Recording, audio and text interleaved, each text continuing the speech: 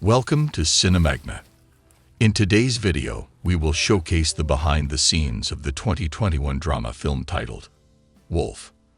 Make sure to like the video and subscribe to our channel to be notified when new videos are released. Wolf is a 2021 Irish-Polish drama film written and directed by Nathalie Biancheri that will be released in theaters. The film stars George MacKay, Lily Rose Depp, Paddy Considine, Eileen Walsh, Fionn, Lola Petticrew, and Senan Jennings. Wolf had its world premiere on September 17, 2021, at the Toronto International Film Festival.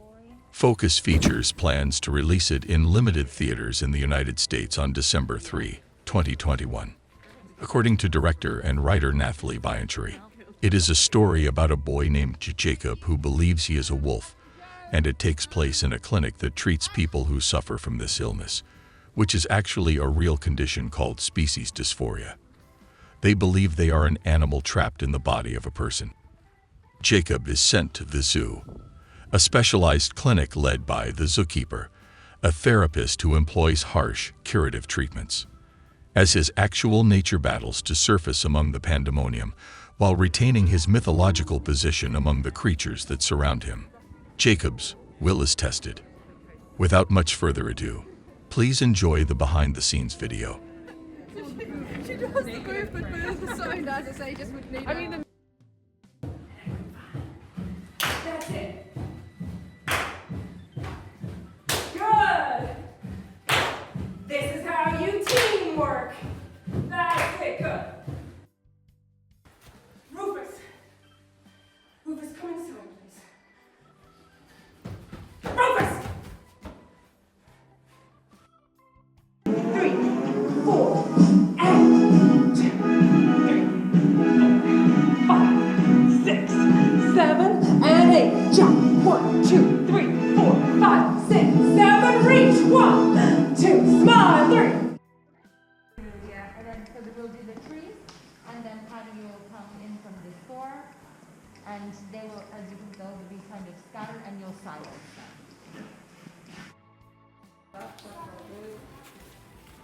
Continue on? Yeah. Jeremy, get down. Walking, relax guys, girls up. So if you're here, so come round. Senan's going. So you call me after Senan's going. Yeah, and I'm just going to call you because I'm going to ask you for help in getting him to his room, you know?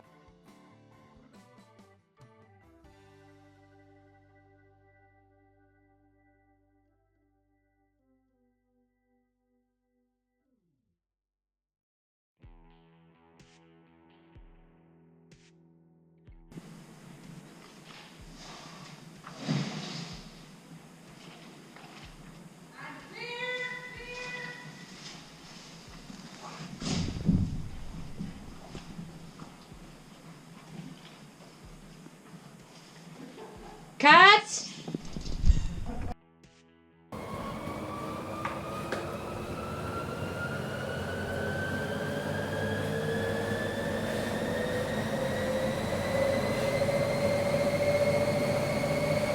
Like you ready? And 3, 2, 1, action!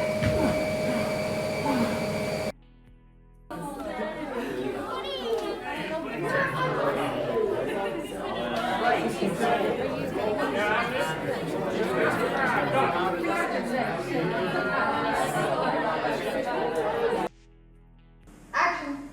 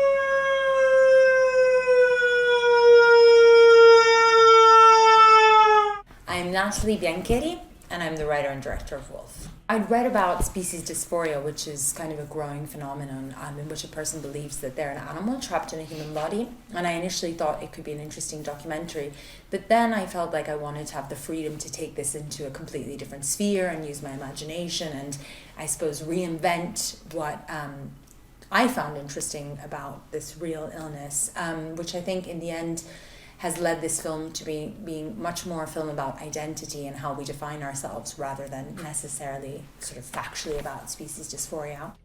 I found it sort of, fascinating that a person might believe that they're an animal trapped in a human body, and, where does that, if someone really, really feels that, does that become legitimate? And I imagined I started creating this world, which is the zoo, the clinic, in which the film is set, in which I imagine that there's a lot of these teenagers who perhaps don't quite feel really that they're an animal, but have different issues or personal quests or problems that have led them to identify with an animal as a form of escapism.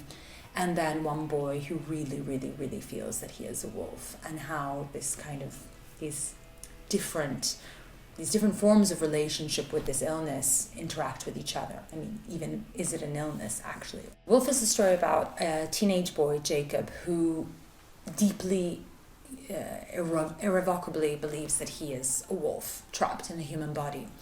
And he gets sort of sent, but also kind of wants to go and wants to get cured to this clinic, which has been nicknamed the zoo by the patients. But it's a clinic that cures species dysphoria and has patients who all believe that they're animals trapped in human bodies. It's set in a kind of world that is our own. In my vision for the film, it's certainly like our world and very familiar in many ways, but also sort of slightly removed and increasingly strange and bizarre as we progress through the film. Jacob kind of goes through a series of different therapies that are aimed to cure him, but they're terrible therapies. Essentially, it's very much also a film about kind of how we try and repress or get people to conform and deny themselves effectively. And while some of these therapies do work on the other patients, because maybe some of the other patients, like there's a squirrel, there's a girl who thinks she's a parrot, maybe don't so much identify with their animals so deeply that they are able, in fact, to, let's say, remove themselves or admit that they're not an animal, or kind of succumb to this violent world in which they're forced to sort of renounce their projection. With Jacob, this can't work because it's just such an internal urgency. It's an instinct. Sort of the bulk of the film is him going through these therapies and finding solace, however, in a love story with another patient. I mean, a love story, a friendship story, a sort of story of momentary affinity, maybe is the best way to define it. She's a patient, but also has been there for years and years and years. She's called the Wildcat. And the two meet in the dead of midnight, and they find something, and I think he thinks for a moment that he can kind of perhaps renounce his wolfish self or a life of loneliness or detachment from everything through her, with her. Jacob Wolf is a very mysterious character. I told George when I cast him that I didn't fully know this character until, then that this would be the discovery of the film, was to get to know who he was and that we would have to find him together, because in a way he's certainly the lead character of the film, but he is also the most enigmatic, and I think, the one who has been fleshed out so much through a collaboration with George. He's obviously this boy who believes that he's a wolf, who feels it deeply, instinctively, who's trying to repress it, because in the end he loves his parents, has a certain attachment to normal life, doesn't want to end up alone, so is kind of very conflicted, but ultimately it's not really something renounceable when it's part of who you are. He's a silent, mysterious, but also like very present in many ways. He's so aware of everything that's going on around him. but doesn't express himself sort of traditionally with words. So I think he's a character which audiences might initially sometimes struggle with because he's just so closed off. But I think when you look into George's eyes and Jacob's eyes, you really can see so much of this pain and torment. Wildcat is, I mean, she's such a sweet, sort of deeply damaged girl who's been at the clinic for years and years and years, and she was taken in when she was just a very young child who was terribly abused by her stepfather, and would imagine that she was a wildcat because she was attempting to commit suicide, and she would kind of scratch herself and imagine that she had like 9 lives like a cat, so she'd be able to survive the abuse. And then was sort of found one day after an attempted suicide and brought to this clinic, and she's grown up here under the care of Dr. Angeli. They have a very, very strong and also a bit ambiguous relationship. And she, I think she's on the cusp of, even though she's 20, she's on the cusp of she's like a little girl, just entering adolescence, who she falls in love with Jacob and is so drawn to this enigmatic, lupine, handsome boy. Dr. Angeli is the therapist, and it's great how Eileen has brought her to life as well. She's this woman who I think like has a good heart. She's been at the clinic for ages and ages, but sort of believes, she's renounced her own life. She has very little contact with the world outside. She believes in these therapies. She loves these children. It's become her kind of like way of living. But in the end, she's also a very weak woman, because she does conform as well to Dr. Mann's methods and kind of accept the cruelty which takes place. But she has her own, she has her own sadness that she carries with her, her own vulnerabilities. Like, she loves Wildcat like a daughter, like a sister, like a lover. So there's a very conflicted relationship with this little girl that she's taken in and has like grown up and slept beside her for 16 years. Dr. Mann, the zookeeper, he's so many things, and yet at the same time, obviously, clearly an antagonist in the film, but a fascinating man, because he has some aspects really of a cult leader, of someone who can really motivate people. He's a very well-read, very kind of intelligent and sophisticated man who has been burnt in life by an experience with someone who suffered from this illness, and really believes, I think initially believed in the idea of curing it, and then kind of built this little empire which got slightly out of control. I think with Paddy, something which has been very nice to discover is also these softer sides of him, and not making him just this one-dimensional bully, because I don't think he is that. I think he has these sort of these moments when you should listen to him and think, but maybe he's right. Like, what are they doing to these kids? They're going to throw their lives away. So the process of rehearsing with the cast was great. It was intense. It was fun. We had Terry Notary, who's just the legend. He's a movement choreographer / actor in his own right / acting coach. Like, he's really a jack of all trades, and he worked so much with the kids on, particularly with George and Lily, but then a little bit with all of them on just finding their animal persona. There was a lot of movement work with George, starting from crawling, finding the crawl, finding the way that he would, sit as a wolf, lie as a wolf, walk up the stairs as a wolf, transition down from up into wolf and back up again, and where are you present when you like look into the distance and you find infinity, or if you're instead of focusing on a smell, like such profound range of discoveries. I did a lot of improvisations with them, like so many.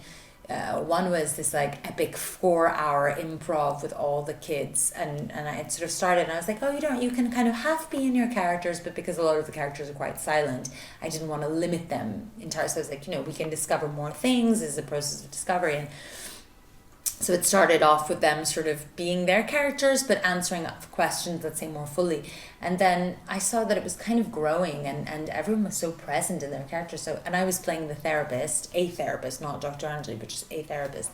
And so we just went on and on and on, and it got wild. And then like I would give them little motivations, like to Lola the parrot, I was like, rebel. And so she started a rebellion. So they all escaped outside, and like me and the Maisie was filming, and Roisin, our trainee, were just like trying to gather them. The indoor garden is something which changed when we found the location. So I guess it's a tiered process, because there's obviously the first layer is the script, and you imagine this world, and it has this kind of like austerity, but also these elements of color and the plasticity, but the relationship with the woods outside.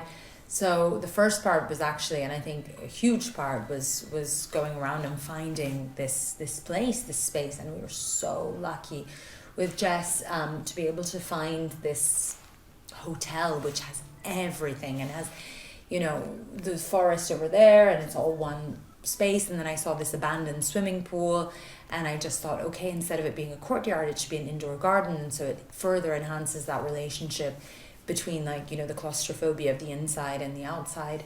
So like actually finding the set was had a whole new impact. What I would love is that they watch this film and are on this last moment of this boy running into the woods, and they just wonder, you know, like, is he a wolf? Is he a boy? What will happen to him? Feel moved by the separation from Wildcat, feel uncertain for what future can lie ahead, feel touched for the terrible things that he's lived, hate the world that we live in, which suffocates our being, but also question whether, you know, we're able to, like, what does it mean to sort of kind of define your identity. Thanks for watching. Make sure to like and comment on the video if you enjoyed it. Subscribe to the channel and hit the notification bell to be notified when new videos are released.